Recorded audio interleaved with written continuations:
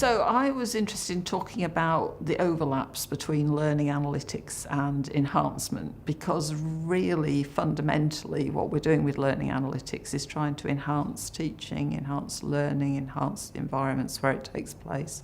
So people get quite hung up on the data aspect of it, but the data aspect is only a way to take us to enhancement.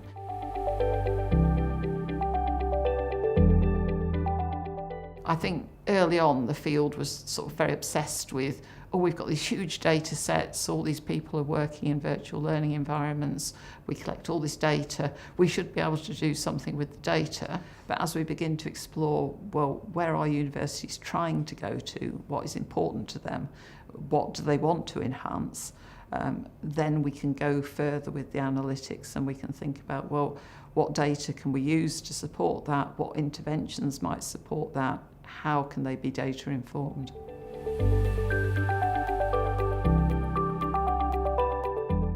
So one of the things we found is that students really prefer assimilative course designs. They like it when they're given content to look at in a video or to read.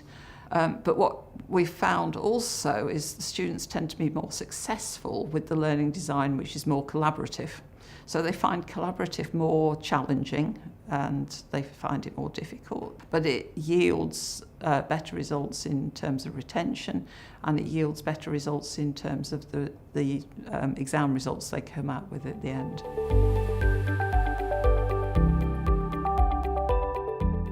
Educators aren't necessarily comfortable working with the data or with the analytics.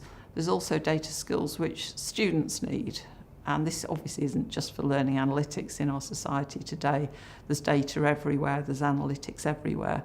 And students need to be able to understand what can be done with that data, how it can be used, how it applies to them, how it affects their lives.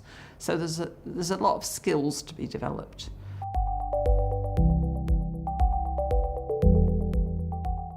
I think some particularly exciting work which is coming out of the United States and Australia is around analytics of writing, highlighting things for students to consider rather than saying to students, this is right, this is wrong. It's a sort of two-way process between the learner and the data working in concert.